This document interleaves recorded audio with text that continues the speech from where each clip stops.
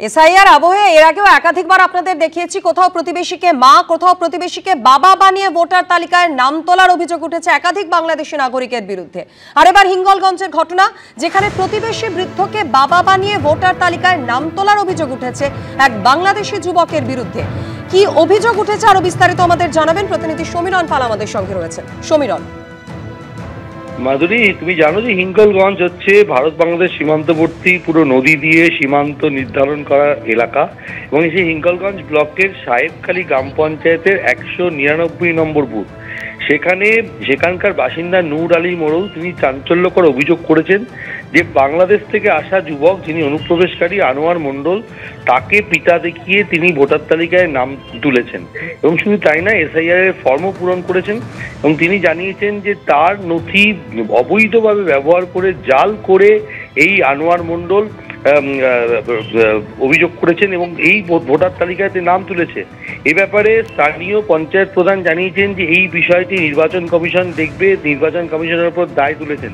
কিন্তু তার স্ত্রী, অর্থাৎ যে ব্যক্তির বিরুদ্ধে অভিযোগ, তার স্ত্রী মোমেনা বিবি, তিনি দাবি করেছেন যে এই ব্যক্তির 3টি ছেলে এবং তারা এদেশের বাসিন্দা। তিনি অস্বীকার করছেন, পুরো সম্পূর্ণ অভিযোগ অস্বীকার, কিন্তু যিনি অভিযোগ করছেন তার 2টি ছেলে, এবং তিনি বলছেন যে তার ছেলেই নয়, কিন্তু তার নথি জাল করে তিনি ভোটার তালিকায় নাম তুলেছেন এবং এসআইআর এর ফর্ম পূরণ করেছেন, এমনই চাঞ্চল্যকর অভিযোগ করেছেন। মাধুরী। ধন্যবাদ সমীরণ। কোন কোন ছিল আপনার? আমার রহমান মোড়ল, বাবুর আলী মোড়ল। আর একটা ছিল? আর নেই। কিন্তু ওনার বাড়ি কোথায় ছিল? বাড়ি বাংলাদেশে। আমি ও বাতিল হোক অভিযোগ জানিয়েছো এখানে? বলেছো? হ্যাঁ, আমি বলেছি, কিন্তু হয়নি না। না, সত্য না। এটা কি এটা কি মিথ্যে বলছে? মিথ্যে বলছে। কত বছর আপনারা থাকেন এখানে? আমরা এখানে তো সেই ছোটবেলাতে এখানে জন্মে, এখানে সবকিছু। আপনার স্বামী? আমার তো স্বামীও এখানে থাকে। দিয়েছে? বানিয়ে দিয়েছে বললি তো ওরা মিথ্যে বলছে। তিনি কিন্তু নির্বাচন কমিশনের কাছে অভিযোগও করেছেন। করুক, যদি নির্বাচন কমিশনের কাছে অভিযোগ করেন তা ওনারাই করুন। আমাদের যেটা সত্য আমি সেটাই বলছি। কয় ভাই আপনারা? 2 ভাই। কিন্তু কয় ভাই হয়েছে এখন? আমি শুনছি 3 ভাই, তারপর বলতে পারবো না। বাংলাদেশ যাতে বাতিল হয় তাই করুন। তিনটে দেখালে কি করে? কোথায় বাড়ি ছিল না? ওনার বাড়ি ছিল বাংলাদেশে। আপনার বাবার নাম? নূর আলী মোড়ল। আমরা 2 ভাই যাতে আছে সেইভাবে থাকবো। যেহেতু শুনেছি যে উনি বাংলাদেশি শুনেছি, এখন ডুপ্লিকেট বাবা সাজিয়েছে নূর আলী মোড়লকে আনোয়ার মোড়ল। হ্যাঁ, সবই পাই, সবকিছু পাই।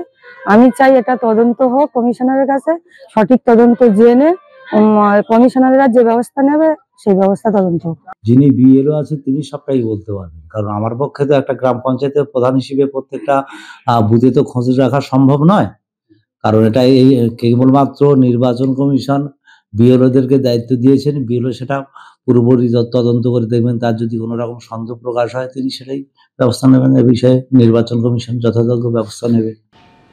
এসআইআর পর্ব শুরু হতেই কিভাবে অনুপ্রবেশকারীরা এদেশে এসেছেন, জাল নথি বানিয়ে দীর্ঘদিন ধরে এদেশে বসবাস করছেন, সেই সমস্ত চাঞ্চল্যকর তথ্য সামনে এসেছে। এবার স্বরূপনগরের এক অনুপ্রবেশকারীর কথা শুনুন।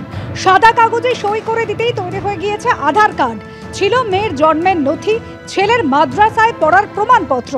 তার দাবি, বাংলাদেশে ফেরার আগে ভারতে বানানো নথি জমা দিতে হয়েছে পঞ্চায়েত অফিসে। আল আমিন মোল্লা, তিনি বাংলাদেশের সাতক্ষীরার বাসিন্দা। দালাল ধরে 5 বছর আগে নদী পেরিয়ে ভারতে ঢোকেন। স্ত্রী এবং ছেলে সহ 3 জনের জন্য দিতে হয় 6000 টাকা। থাকতেন জ্যাংড়া হাতিয়ারা 2 নম্বর গ্রাম পঞ্চায়েত এলাকায়। রাজমিস্ত্রির কাজ করতেন নিউ টাউনে। আর অনুপ্রবেশকারীর দাবি, সাতক্ষীরা থেকে ঘোজাডাঙ্গা হয়ে আসেন নিউ টাউন। 3 বছর পর সেখান থেকে চলে যান হাওড়ার শিবপুরে। এসআইআর শুরু হওয়ার পর 3 সাতেক আগে ফের চলে আসেন নিউ টাউনে। বাংলাদেশের নাগরিক আল আমিনের বক্তব্য, স্বরূপনগর সীমান্তে আসার আগে পঞ্চায়েত অফিসে জমা দিতে হয়েছে সমস্ত ভারতীয় নথি।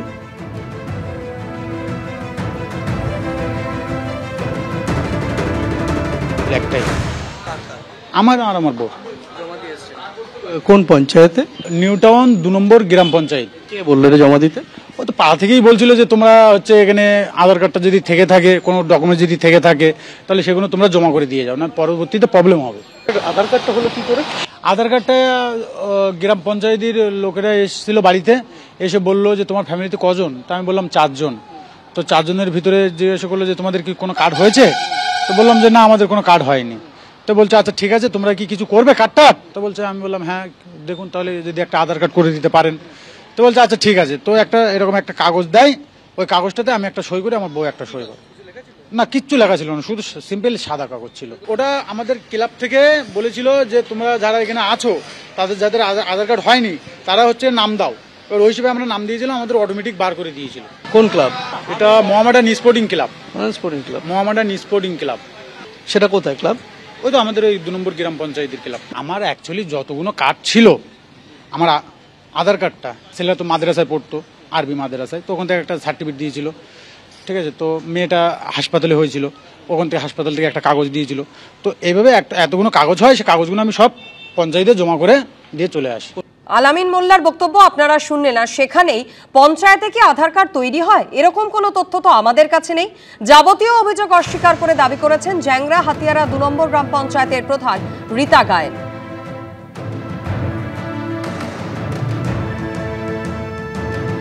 পঞ্চায়েত প্রধান অস্বীকার করছেন, কিন্তু মোহামেডান ক্লাব কর্তৃপক্ষ তাদের বক্তব্য তাদের ক্লাবের উল্টো দিকের দোকানে এই ধরনের জাল নথি তৈরি হতো, এমনকি সে ধরাও পড়েছে। এটা আমার মনে হয় এটা সম্পূর্ণ ভুল কথা। কোনো ক্লাব বা ক্লাবের ছেলেরা আধার কার্ড করে দেয় বলে আমার অন্তত জানা নেই, বা এটা হতেও পারে না। হয়তো কোনো ইন্ডিভিজুয়াল কোনো পার্সন আছে, মানে ক্লাবের সামনে একজনের একটা জেরক্সের দোকান ছিল, সে এরকম কাজ করতে, এবং সে বর্তমানে জেলেও আছে।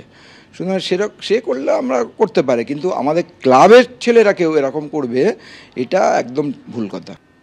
আসলে 2 ছেলে মেয়ে, অথচ ভোটার তালিকা অনুযায়ী তার 6 সন্তান।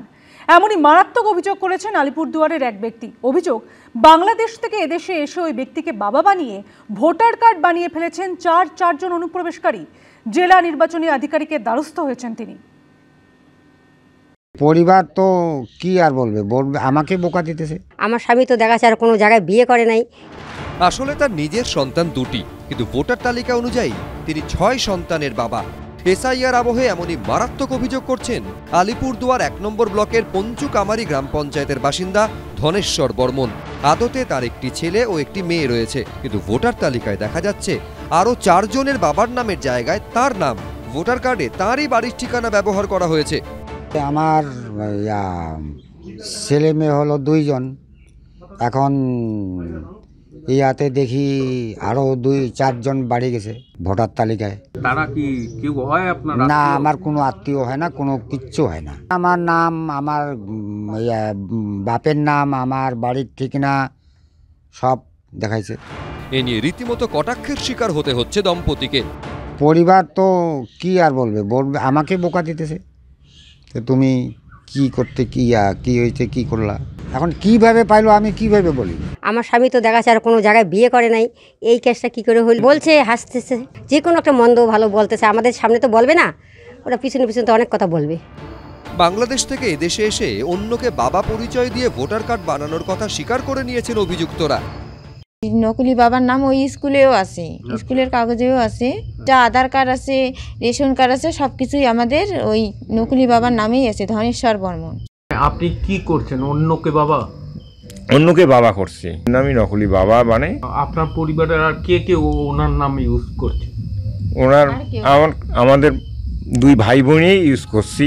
বাংলাদেশ থেকে কবে এসেছেন? 1998 সনে আসছি। অন্যদিকে নদিয়ার রানাঘাট উত্তর পশ্চিম বিধানসভার 60 নম্বর বুথে অস্তিত্বহীন ছেলের নামে বাড়িতে এসে পৌঁছেছে এসআইআর ফর্ম। এই বুথের বাসিন্দা সুভাষ চন্দ্র রায়। বাড়িতে মোট সদস্য সংখ্যা 5 জন। 2 ছেলের মধ্যে 1 ছেলে আবার বিজেপির BLA 2। তৃতীয় সন্তান হিসেবে শান্তনু রায়ের নামে এসেছে এনিউমারেশন ফর্ম।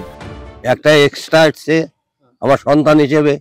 আমরা তো চিনিই না, আমার 2টো ছেলে, সবাই চেনে এলাকাতে ওনার 2টো ছেলে। শান্তিপুরের বিডিও জানিয়েছেন, যার অস্তিত্ব পাওয়া যায়নি স্বাভাবিকভাবেই তার নাম কাটা যাবে। অরিন্দম সেন, সুজিত মণ্ডল, এবিপি আনন্দ। এবিপি আনন্দ, এগিয়ে থাকে, এগিয়ে রাখে।